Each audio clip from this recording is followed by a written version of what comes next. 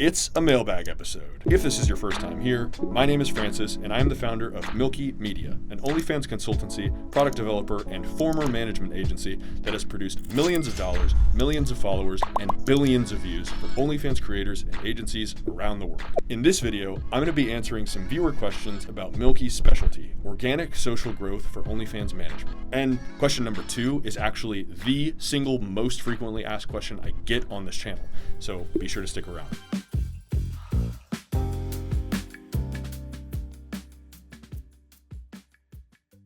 These mailbag episodes are some of my favorite content to make, namely because I just get to respond directly to what my audience wants to hear. So if you have questions of your own that I don't answer in this video, please ask them in the comments, and while you're at it, hit the subscribe button.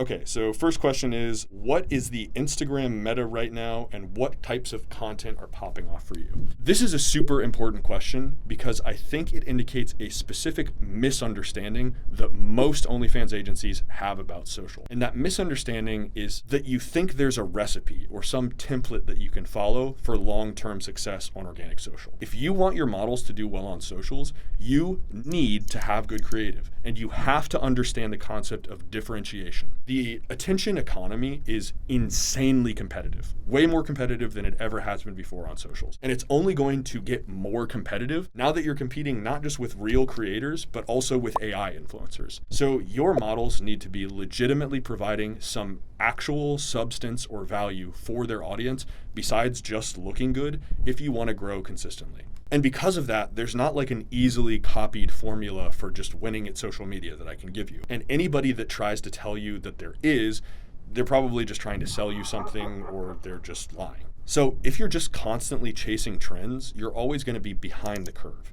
And yes, while you should take advantage of when some white hot trend starts popping off, like the high-waisted versus low-waisted reels, you can and you should take advantage of those, but that's not a strategy, right? That's purely reactive. You're just waiting for a trend to come along and then telling your models to copy it. You're always going to be behind the 8 ball. It's not a viable long-term strategy. If you look at the top 50 biggest accounts on Instagram, besides Nike and National Geographic, every single one of them is a musician, an athlete, or an actor. And people watch their content because they've developed this parasocial attachment to them based on the unique entertainment value that those celebrities provide. So if you want to truly crush at organic social, your job is to create a model that is worth attaching to in that way, and to learn everything there is to know about building celebrity. OnlyFans agencies and models on average are still really bad at social, even though we all use it every single day, because they're used to being able to rely on good looks and honestly a retarded audience to build a following. And this might have worked during COVID, and even like up until relatively recently, like maybe 2023, even early 2024, but it doesn't work anymore. And it's never going to work again. And you need to get that into your head. Here's something that you probably need to hear to get your ass in gear. The more your marketing strategy is based purely on your roster's physical attractiveness, the more your agencies and your models are going to get absolutely fucking obliterated by AI influencers within the next 12 to 24 months. Think about your average subscriber. These guys are basically hollow human-shaped shells that are piloted by penises. They're either too dumb to notice or too horny to care that the content they're cranking their little hogs to is AI generated. And the content marketplace, like all of social media, is about to be absolutely flooded with millions of AI influencers. So yeah, sure, you've got your smoking hot 10 out of 10 bombshell blonde that's making like a reel a day doing the same TikTok dances as every other hot girl in the world. Good for you. I'm going to use AI, I'm going to copy her face, I'm going to make her tits twice as big, I'm going to have her do backflips off of a 10-meter diving board into a pool full of Bella Delphine's piss while Spider-Man and the Hulk watch and clap.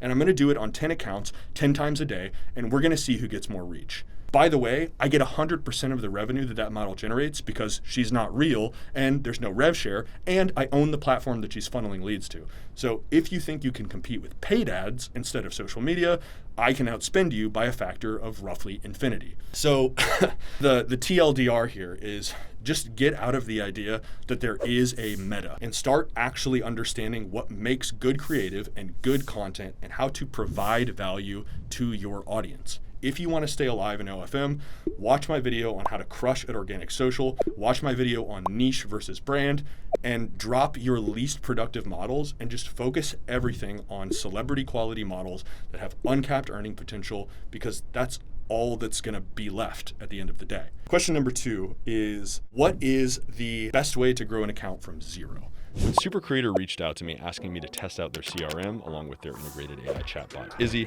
I didn't expect much. I've been very skeptical of AI chatting. I assumed that LLMs would hallucinate and create continuity issues, that the conversations would be low quality, and most importantly, that an AI would never be able to outperform human chatters when it comes to sales, which is what matters most. And on all 3 of these counts, I was dead wrong. After completing the onboarding process, where Super Creator ingests every detail about your model from eye color to conversational style, I personally tested Izzy on a free page with over 80,000 subscribers, and I was absolutely blown away.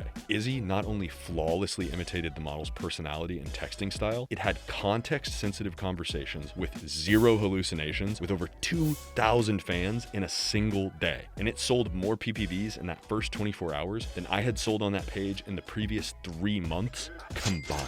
And that's not a fluke. There are over 25,000 creators and agencies that are using Super Creator today, and Izzy has sold over $180 million of PPVs since its release just a few months ago. If you followed me for a while, you know that I only advocate for products that Milky actually uses and believes in, and Super Creator falls firmly into that category. So if you're an agency that's looking to dramatically cut chatting costs without sacrificing chat quality or revenue, Izzy is the solution, and I strongly recommend that you check it out today. And they're giving my viewers an insane deal. If you click the first link in the description and use promo code Francis at checkout, you will get 30% off plus 2,000 free AI messages to see for yourself just how powerful Izzy is. Now, back to the video. There is no singular winning formula here. If you're starting from absolute zero with a brand new model and there's no way to externally drive traffic to her page, then the answer is always going to be the same, which is that you need to create interesting, valuable, highly niched, highly differentiated content. Something that I think people do not understand in our business is that social media today is interest-based, and content is delivered based on what the viewer has demonstrated to the algorithm that they enjoy watching. And the more niche, like the more narrow that interest, the more likely you are actually to reach your audience. So the number of people who you might reach with a given type of content is total addressable market, or TAM. And you might think, okay, well, the TAM of everyone who's interested in sexy girls is like every man on the planet that isn't gay. And that's true, but it also isn't helpful to you. It's so generic of an interest that the algorithm doesn't know how to serve it to every, like, you can't just say, I have a sexy girl, serve it to everyone, serve it to every straight male on earth. Like, obviously it would be awesome if that's how things work, but it's not, obviously. It's kind of counterintuitive, but the larger the total addressable market of people that you're trying to reach is, like the larger your niche is, the more generic your content necessarily will be, and the harder it will be to actually reach your audience. I hope this is making sense and I don't sound fucking insane. Think of it this way. If you're starting a model from zero, you are competing with every other female on Instagram for attention. Not just OnlyFans models, right? Every girl who's ever posted a pic with cleavage, every girl who's ever been to the beach and taken pictures of it. You're competing for all of the same clicks and eyes and ears as those girls. Here's an analogy. You can have a recipe for like the tastiest, yummiest burger in the world. But if your game plan is to compete with McDonald's, you're fucked. You're never going to be able to do that. So we'll stick with that analogy. Let's say that you open up a burger shop in Kansas. Let's say that the thing that makes your burgers so amazing is that you use like all organic local ingredients from farmers in your area in Kansas. Which of these sounds to you like a smarter marketing strategy? Spending all of your resources and money putting out TV ads in Bucharest and trying to get Romanians to fly out to Kansas to try your burger? Obviously that would be fucking idiotic. But that is exactly what you're trying to do when you have your model put on a skimpy outfit and just like sashay into the camera or do text over B-roll or whatever. That's what everyone is doing. So you're competing with everyone. Or in the case of this analogy, you're competing with everyone on the planet who makes hamburgers, not just McDonald's. Everyone who makes hamburgers and sells hamburgers, you're competing with all of them. You don't want to compete with everyone who makes hamburgers because that's a fuck ton of people. So instead of targeting everyone in the world who enjoys eating hamburgers, which is a huge market that you're not going to be able to reach effectively. It would be much more efficient to use your marketing dollars to target maybe everyone within like 5 square miles of you who wants to have a healthier burger experience that's supporting local farmers. That's a really realistic and highly motivated market to capture. And you could do that with like a few strategically placed billboards. And then every health conscious person or person in your town who wants to support local farmers or whatever is going to want to at least check out your burger shop. And if those burgers are as good as you think they are, then they'll keep coming back. If I inspired you to open up a burger shop instead of doing OFM, awesome, go for it. But bringing the analogy back to OFM, in my opinion, the simplest and best way to narrow your strategy is just figure out what your model loves doing. Something that they can do in front of a camera like thousands of times without getting bored and without getting frustrated. Because you would be shocked at how many people are interested in something that you've never even heard of. And if she's passionate about it, people in that community will enjoy watching her do it, and they will be incredibly motivated purchasers of her content. And you can even incorporate her interest into her OnlyFans content if you want to. If she likes knitting, have her do videos where she's like knitting herself lingerie and then trying it on while she just talks to the camera about her day or whatever. You know, if she likes pickleball, have her record her practice sessions in like a tight top and do voiceovers or bloopers or whatever. I get that the average model's primary interest is probably something like smoking weed and watching Rick and Morty and like trauma dumping or whatever, but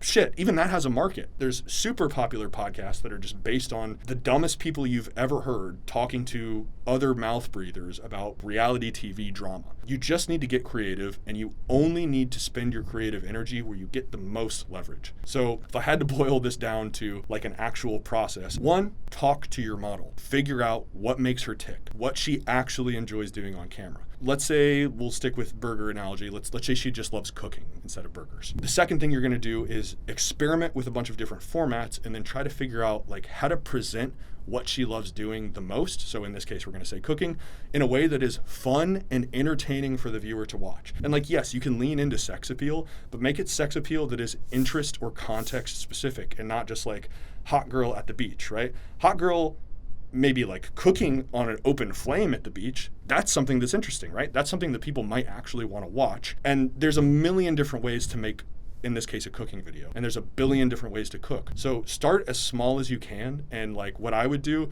is capture as much of a tiny market as possible. So like if you're starting a cooking channel for a girl and she's cooking in bikinis or whatever, maybe she starts by only cooking like traditional Korean food or something like that to start. Over time, you'll get really good at making that one type of video and you'll establish a winning format. And then the third step would be, as that page grows, you can expand into maybe other cuisines instead of just Korean. And you can start capturing a larger market share of that overall like cooking video total addressable market or attention economy. Visually, the way that I like to think of this is sort of like expanding outwards in concentric circles. You should always start with the smallest addressable market possible and then expand outwards as you begin to understand the consumer of your product. So again, let's say here in this case, you're starting with that super small target audience, which is just people that like want to learn how to cook traditional Korean food. And then once you dominate that tiny niche, you move on to a niche with a slightly larger audience. It's much better to be a big fish in a small pond than a minnow in the ocean. And the beauty of this is that your audience is going to develop deep parasocial relationships with your models way faster than would otherwise be the case with like generic hot girl shaking ass, because they're getting served her content that is based on a shared interest. And obviously, like to some extent, this only works if your model is motivated. Obviously, she has to be hardworking. She's got to be somewhat interesting and somewhat entertaining. But part of your job is like figuring all of that out and keeping your model motivated and training them into becoming entertainers if they're not natural entertainers. And it's also just as important, like recognize if they don't have that in them, drop them. Just drop them ASAP and focus on your winners. You know which of your models are the best, right? You know the ones that are super hardworking. They don't have to be the best looking. I would much rather, 9 times out of 10, I would rather have a 6 that has a really specific interest and like is passionate about it and is good at talking to the camera and good at like being charming and charismatic than a 10 who is just like hot and does fucking nothing and never speaks and puts out a reel a day that's just like her in cute clothes or whatever, you know? You'll get some mileage out of those girls for sure, but I don't think that's gonna last for much longer because of AI. But yeah, I think that hopefully that answers your question. How long should it take to go from 0 to 10K followers? Okay, so let's assume that you just used the exact playbook that I just described from the second question, like starting small and expanding concentrically outwards. From my experience, the rate of growth of that account is going to depend somewhat on the size of the niche and obviously, like to some extent, the appearance of the model. Sticking with the cooking example, let's say that you've got like a decent looking girl, she's got a good smile, she's got a nice feminine personality,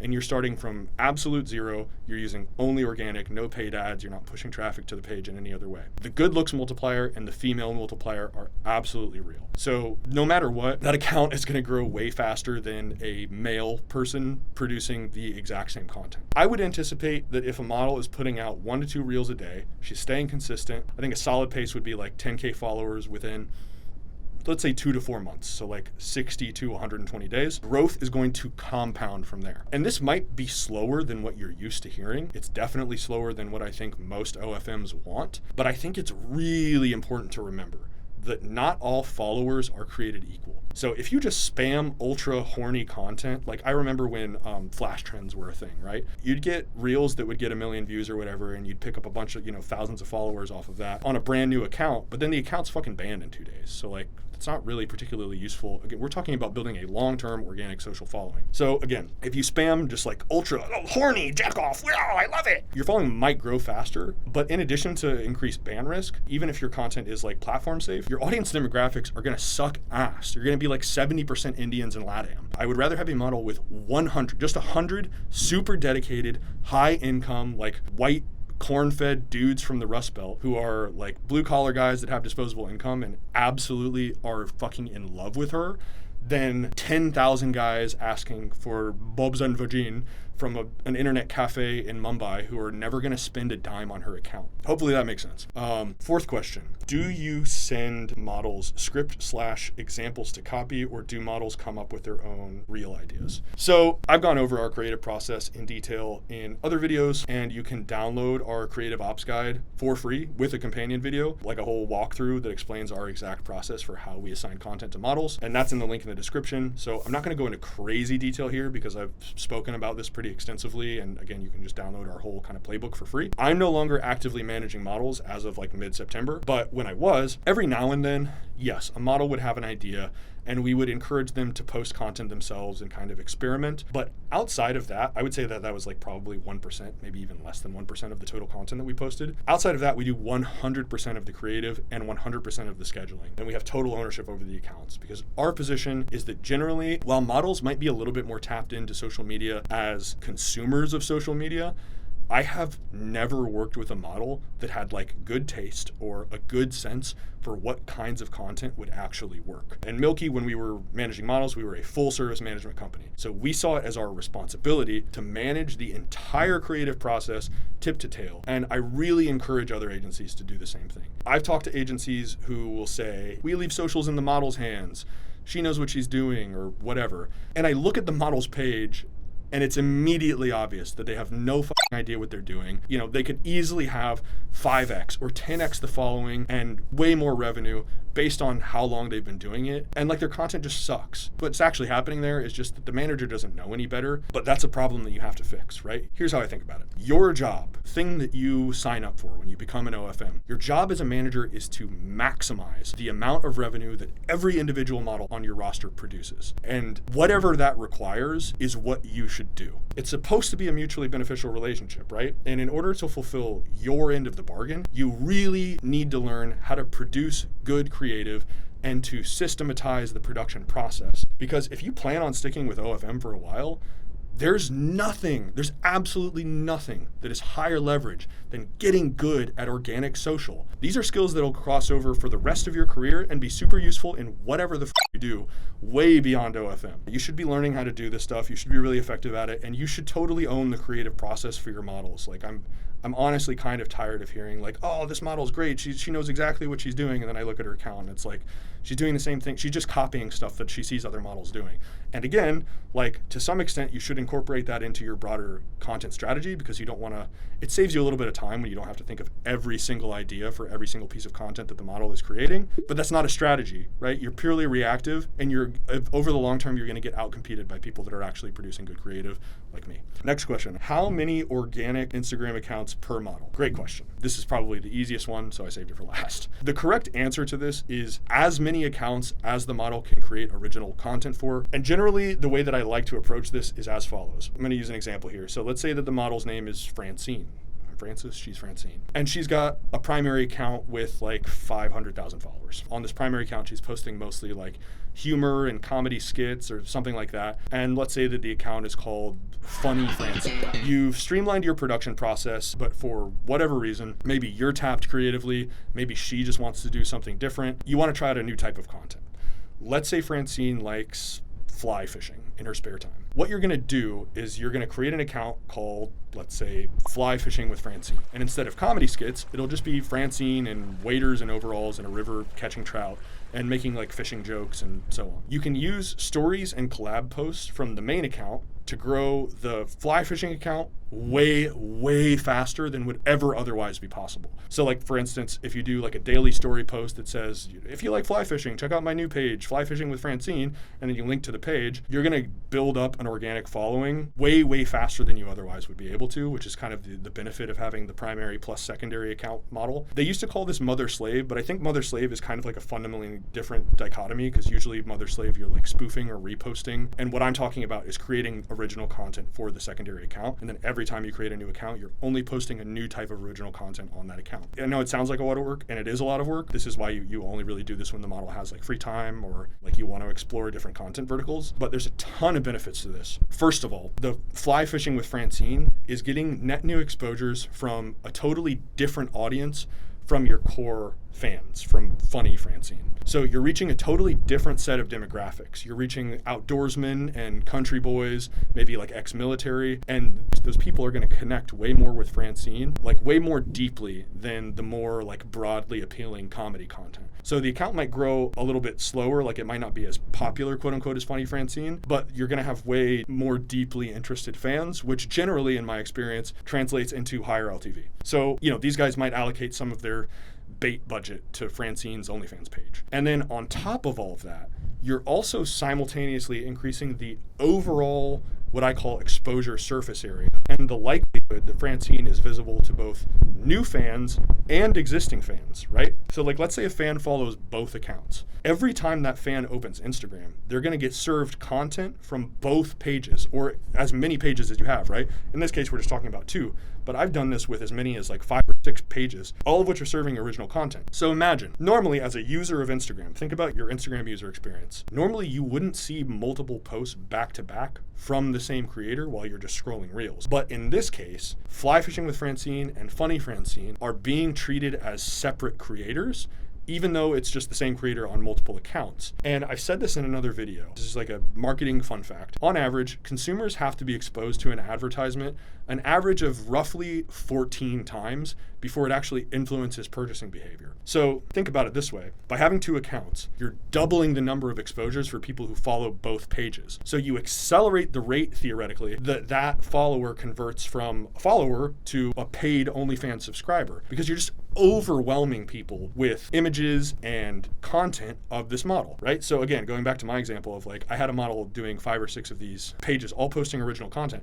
Every time somebody who follows all of those pages opens up Instagram, the first 5 things they see are this model's content. And eventually, like, if they're not OnlyFans subscribers already, eventually they're going to break down. They're going to be like, okay, God, I have to see her naked. Like, I've watched so much of her content, like, fuck it, I'll just spend the $350. And then that's the foot in the door to selling more content. That's the way that I like to think about it. And in my experience, that method has proven to be extraordinarily effective. So again, I've used this method to create as many as 5, 6, 100,000 plus follower Instagram pages for one model. And every single one of those is serving distinct original content, which has a huge impact on subscribers when you've got everything running on all cylinders. Okay, I'm gonna allow myself to breathe now. Hopefully, I answered all of your questions satisfactorily. I would love to do more of these. These are like some of my favorite videos to do because it's me interacting kind of directly with you. Please leave your questions in the comments and I will try to get to them in the next one. If you enjoyed this video, please like and subscribe to the channel so that you don't miss any future content. And as always, thank you for watching, and I'll see you in the next one.